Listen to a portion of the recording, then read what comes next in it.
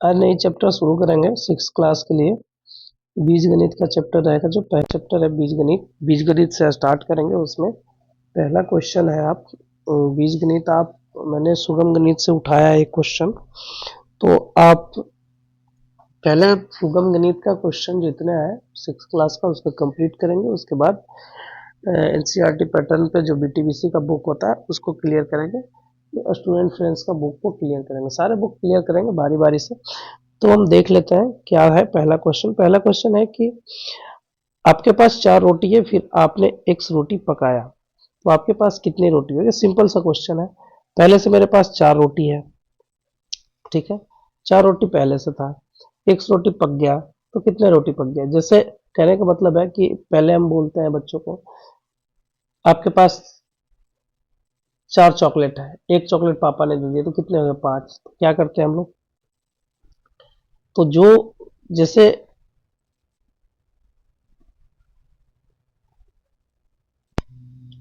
जैसे हम लोग बोलते हैं पापा आपके पास 4 रोटी है, ठीक है, 4 चॉकलेट है, पापा से आपने एक चॉकलेट पापा ने दे दिया, तो ऐड करते हैं 5 चॉकलेट हो जाता है। तो उसी तरह हम लोगों को देखना है इसमें कि अगर मान लिया जाता है कि हम बोलते हैं कि आपके पास 4 रोटी है, ठीक है। कितने रोटी है, 4 रोटी है। 4 रोटी है तो 4 रोटी हो गया इक्वल, आपके पास पहले से 4 रोटी है, ठीक है। फिर एक रोटी पकाते हैं, मतलब पकाए मतलब जोड़ दिए एक्स रोटी, ठीक है। तो आपके पास अब कितने रोटी हो गया, तो आपके पास जो रोटी हम बोलेंगे 4 प्लस एक्स बोलेंगे। 4 प्लस एक्स इसलिए बोलते हैं कि एक होता है चर, एक होता है अचर। चर और अचर को एक साथ हम ऐड नहीं करते हैं, ठीक है। इसलिए जब बीजगणित में हम बोला जाता है कि जब अचर को हम चर के साथ जोड़ते हैं तो 4 प्लस जब भी बोलेंगे एक्स बोलेंगे। या बोला जाता है कि अगर आपके पास एक्स की जगह वाई रोटी हो गया या फिर जेड रोटी हो गया, तो हम कैसे बोलेंगे, तो उसको बोलेंगे 4 प्लस जेड। ये नहीं बोल देंगे कि 4 जेड। 4 जेड का मतलब हो जाएगा कि इंटू करना होता है। जैसे गुना करते हैं हम लोग, कोई चीज गुना करते हैं तो क्या करते हैं हम लोग, गुना करते हैं तो 4 इंटू एक्स। जैसे हम गुना किए 4 में गुना किए, 4 गुने एक्स, गुना करने के बाद तो इसको इक्वल लिखते हैं 4x। तो अगर हमको ऐड करना हो तो ऐड करने के लिए हमको 4 प्लस हमको x करना होता है, और इसको बोलते हैं 4 प्लस एक्स या x प्लस 4 ऐसे बोल सकते हैं। तो अगर आप x रोटी पकाना हो तो आपके पास कितने रोटी हो जाएंगे होते हैं, तो 4 प्लस एक्स रोटी होगा। यही इसका आंसर होगा। चलिए नेक्स्ट क्वेश्चन की ओर। नेक्स्ट क्वेश्चन है 2, 3 और इनका योगफल कितना होगा। दो संख्या 3। नेक्स्ट क्वेश्चन है कि दो संख्या 3 और a है, तो इनका योगफल कितना होगा। तो जैसे सिंपल सा देखिए, आप किसी भी चीज को बनाते हैं तो उसके बारे में उसके क्वेश्चन को एक बार 2 बार आप पढ़ लिया कीजिए कि क्या क्वेश्चन क्या कह रहा है, आपको किसके बारे में कह रहा है, क्वेश्चन का क्या मतलब है, वो चीजें आप पढ़ लें, ताकि पढ़ने के बाद आपको अच्छे से समझ में आए कि क्या है क्या क्वेश्चन नहीं है, ठीक है। तो चलिए, आप क्वेश्चन आपका है कि दो संख्या 3 और a है, इनका योगफल कितना होगा। मान लिया जाता है चर और अचर को छोड़कर, आप सिंपल से क्वेश्चन को समझिए। अगर आपको कोई कहता है कि 3 और 2 का योगफल कितना होता है, तो हम क्या कहते हैं 5। सीधा सा, समझ में आया, कुछ नहीं है। दो संख्या 3 और a है, इनका योगफल कितना है। योगफल का मतलब होता है सीधा सीधा जोड़। योगफल का मतलब क्या होता है, जोड़। दो संख्याओं को जो जोड़ने के बाद जो फल आता है उसको योगफल कहते हैं, ठीक है। समझ में आ गया। तो यही क्वेश्चन इसमें है कि अगर हम दो संख्या को जोड़ते हैं तो 3 और a को अगर हम जोड़ते हैं तो आपका योगफल कितना आएगा, तो 3 है। बात को समझिए। पहला क्वेश्चन क्या था, पहला क्वेश्चन में क्या था कि आपके पास 4 रोटी है, फिर x रोटी पकाते हैं। इसमें भी x रोटी पकाते हैं। x रोटी पकाने का मतलब क्या हुआ, x रोटी पकाने का मतलब हुआ कि आप एक रोटी और बढ़ गया, एक रोटी आपका ऐड हो गया, तो एक रोटी ऐड हो रहा है, मतलब ऐड मतलब बढ़ रहा है, बढ़ने का मतलब जोड़ रहे हैं, तो 4x हो गया। इसमें भी क्वेश्चन आपका सेम ही है, परिवर्तन नहीं, बस कहने का तरीका बदल गया, क्वेश्चन का भाव बदल गया, और क्वेश्चन का जो बोलने का तरीका है क्वेश्चन में उसमें बदलाव हो गया। थोड़ा सा खांसी सर्दी है, मैनेज कर लीजिएगा। तो जब आप बच्चों को बताते हैं तो उसमें आप यहाँ पर कंफ्यूज, बच्चे यहाँ पर कंफ्यूज होते हैं कि इसमें ऐसे बोल रहा है, इस क्वेश्चन में बोल रहा है कि एक रोटी बढ़ गया तो जोड़ दिए, इसमें बोल रहा है कि योगफल क्या है तो भी जोड़ दिए। तो बस यही समझना है कि बच्चों को यही समझाना है कि दो संख्या 3 और a है, इसमें भी 3 और a है, तो 3 और a है, तो इस संख्या का योगफल का मतलब हम शुरू से पढ़ रहे हैं, योगफल का मतलब जोड़ होता है, तो दोनों को जोड़ना है। सपोज अगर चर और अचर नहीं होता तो इसमें क्या करना होता है, अगर मान लिया कि एक संख्या 3 है, एक संख्या 2 है, तो इसका योगफल कितना होगा, 5 होगा, तो 5 होगा, और यही 3 के जगह 3 है और 2 की जगह a है, ठीक है, तो a अचर हो गया, चर और अचर हो गया, अचर की वजह से आपको उसको जोड़ नहीं सकते, इसलिए हम जब भी लिखेंगे तो 3a ही लिखेंगे, तो दो संख्या का योगफल कितना होगा, 3 हो, सही आंसर क्या होगा, 3 होगा। चलिए क्वेश्चन समझ में आया। तो हमेशा ध्यान रखिएगा जहां चर और अचर का संयोग हो तो चर और अचर हमेशा अलग अलग होता है, नहीं कि मान लिया जाता है कि चर संख्या यहाँ दे रखा है एक्स वाई जेड कुछ दे रखा होगा, आपको ये नहीं सोचना है कि चर संख्या एक से दे रखा है, चर कुछ भी हो सकता है, ये नहीं है कि चर आपका एक ए है तो यही होगा, चर ए बी सी डी का कोई सा अक्षर है उसको चर संख्या कहते हैं, ए से जेड तक जो भी संख्या क ख ग वो भी चर होता है, तो चर का मान बदलते रहता है, इसका ध्यान रखना है। अब जब भी बच्चों को पढ़ाए तो उसको थोड़ा सा इसको इसके बारे में विशेष जानकारी दे दे, समझने में आसानी हो जाएगा, इसमें कोई बड़ी चीज नहीं है। दो संख्याओं का योगफल हो या जो संख्या इसमें जोड़ना हो तो 3 प्लस ही करेंगे। तो चलिए आगे हम देखते हैं अगला। देखिए तीसरा क्वेश्चन बदल गया, तीसरा क्वेश्चन का जो रंग रूप है वो बदल गया। तीसरा क्वेश्चन में क्या है कि रमेश के पास 10 रुपया है, वह 1 रुपया खो देता है, उसके पास अब कितने रुपए बचे।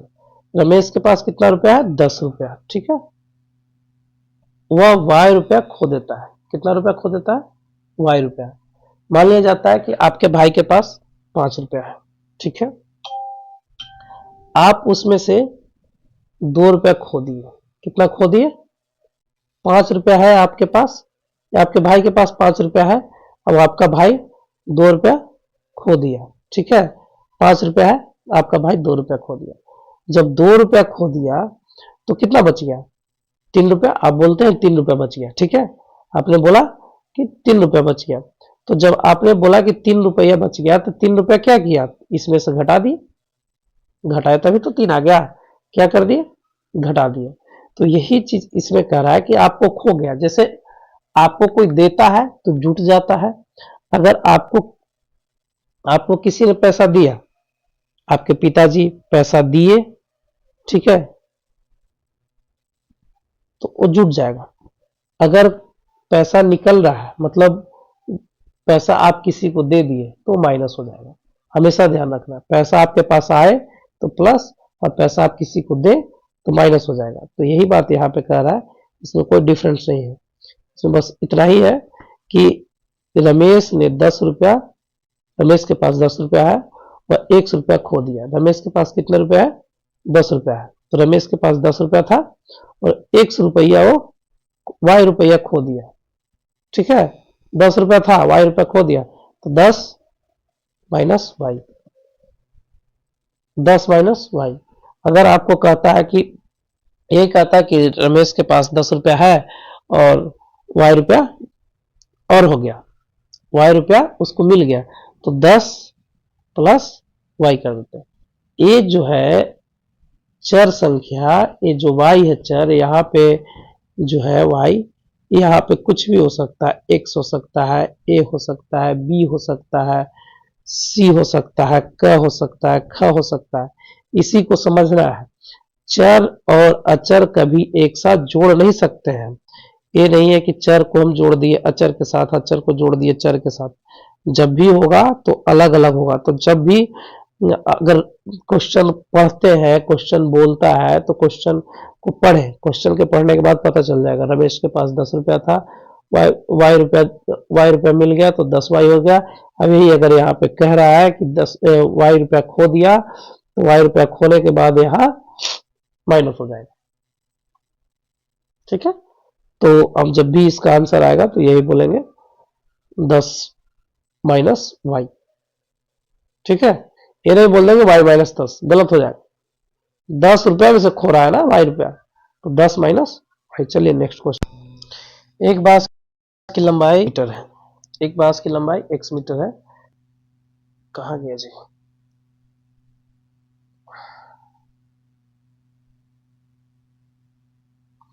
चौथा क्वेश्चन है, एक बांस की लंबाई a मीटर है, एक बांस की लंबाई, सॉरी मैंने गलत पढ़ दिया, एक बांस की लंबाई x मीटर है। ठीक है,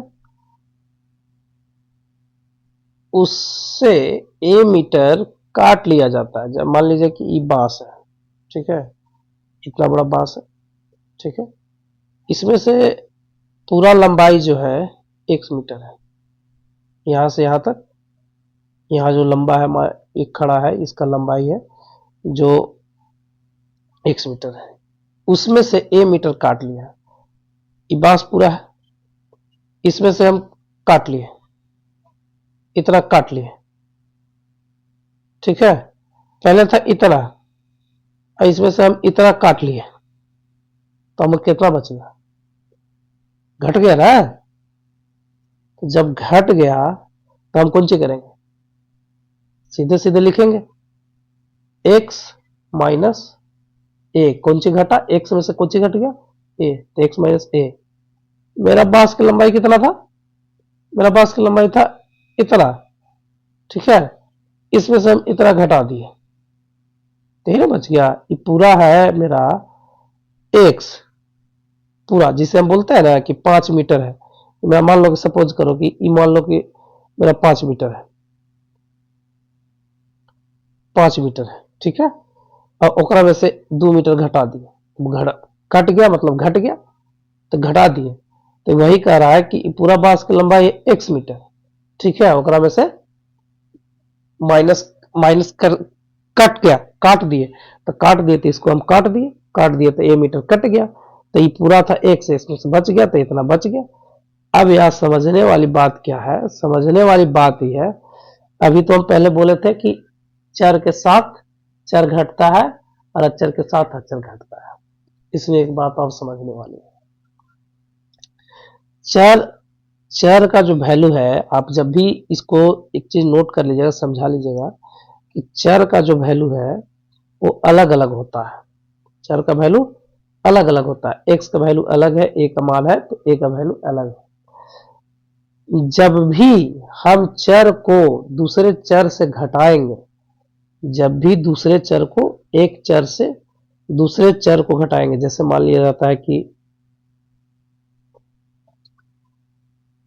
a है, a को माइनस b से घटाना है, a में से माइनस b निकालना है, तो इसका मतलब दूसरा है, a का मतलब दूसरा होता है, b का मतलब दूसरा होता है। जब तक कि a माइनस a नहीं होगा तब तक जीरो नहीं होगा।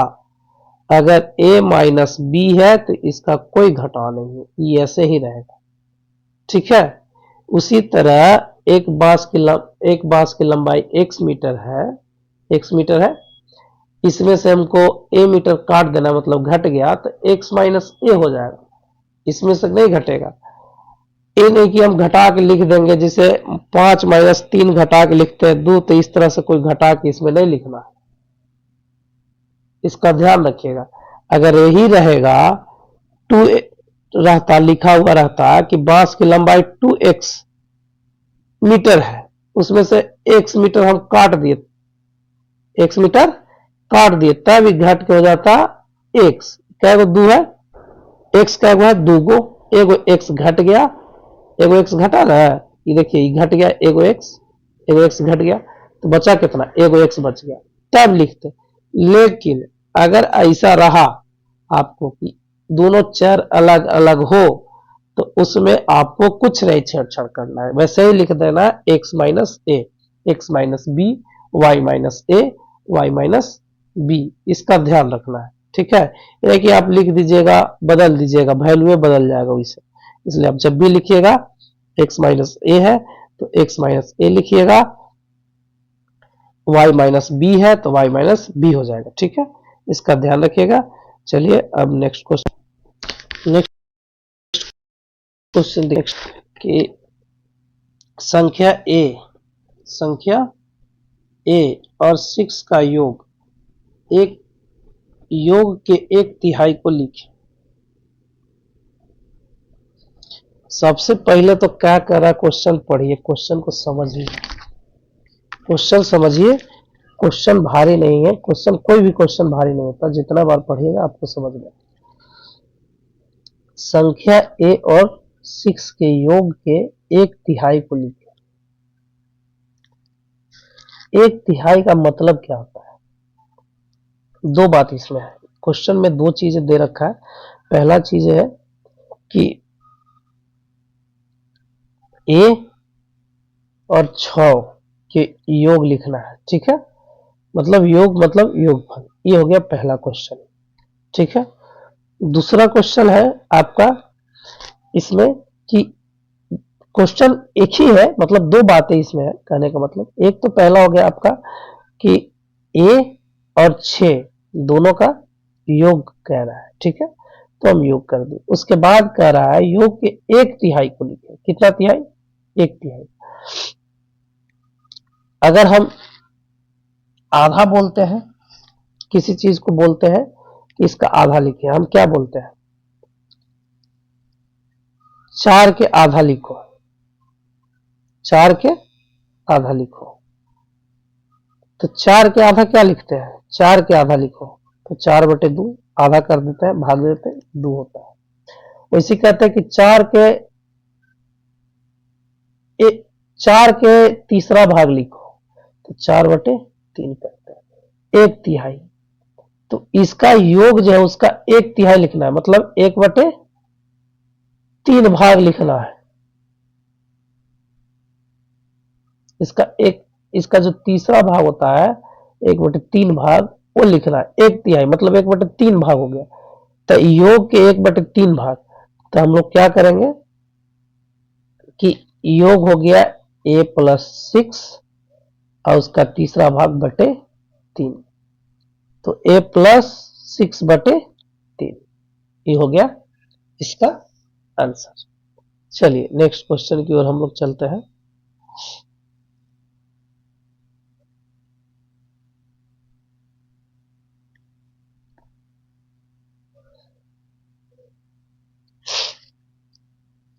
जोड़ने के बाद जो परिणाम आता है वो भी बोलते हैं, वो इसी तरह कह रहा है a माइनस बी को घटाए। पहले क्या करें, इसमें भी देखिए दो बातें हैं, पहले घटाना है, उसके बाद परिणाम को 7 से भाग दे देना है। आसान सी क्वेश्चन है। a को b को a से घटाना है, सुन लीजिए बात को, b को a से घटा रहे हैं। कह रहा है संख्या a में संख्या b को घटाए, संख्या a में संख्या b को घटाए। ठीक है, और घटाने के बाद जैसे a माइनस बी कर दिए, घटा दिए, a माइनस बी हो गया। ठीक है, और घटाने के बाद हमको 7 से भाग में देना है, यही इसका परिणाम हो गया, यही इसका आंसर हो गया। समझ में आ गया? सिंपल आसान है, आप आराम से बच्चों को समझा सकते हैं, इसमें कोई बड़ी बात नहीं है, बहुत आसान से क्वेश्चन है इसमें। यह बहुत आसान ये भी क्वेश्चन है, इसमें भी कोई जान नहीं है, समझना है। सबसे पहले तो आप क्वेश्चन को अच्छे से समझिए क्या कह रहा है। वह संख्या लिखिए जो m और n के गुणनफल, पहले इतना ही पढ़िए, m और n के गुणनफल, m और n के गुणनफल कितना हो जाएगा? mn। ठीक है, गुणनफल से 10 अधिक है, बात को समझ रहे हैं? नहीं समझ में आया? एम और एन को गुना करने के बाद जो फल आता है उससे 10 अधिक लिखना है। कितना अधिक लिखना है? 10 अधिक लिखना है। तो एम और एन को गुना करके कितना आया? एम एन आया। तो एम एन पे कितना अधिक है? 10। M N plus 10। नहीं समझ में आया? चलिए फिर से समझते हैं क्या है। बहुत बड़ा चीज नहीं है, बहुत छोटा चीज है, आराम से समझ जाइएगा, कोई बड़ा चीज नहीं इसमें। सबसे पहले क्वेश्चन को एक बार आराम से पढ़िए, आराम से पढ़िए। देखिए हमको कह रहा है कि वह संख्या लिखे जो एम लिख दिए और एन से गुना, एन के गुणनफल, तो दोनों को गुना कर दिए। गुणनफल कह रहा है, जब गुना करेंगे तब तो गुना का फल आएगा। ठीक है, गुणनफल कर दिए।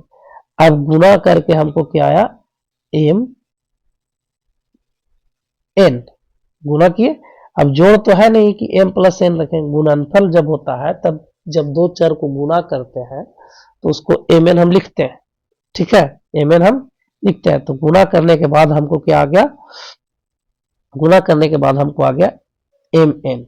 ठीक है, एम एन आ गया। अब कह रहा है कि इसका गुणनफल, गुणनफल तो हो गया। अब कह रहा गुणनफल से 10 अधिक है, 10 अधिक कर दी, तो एम एन प्लस 10 आपका हो गया, बात खत्म। ऐसे नहीं समझते तो एक बार बात समझिए। मान लिया जाता है कि जहां चर लिखा है एम और एन, यह आपका रहता 3 और 4। ठीक है, अब क्वेश्चन को बनाइए।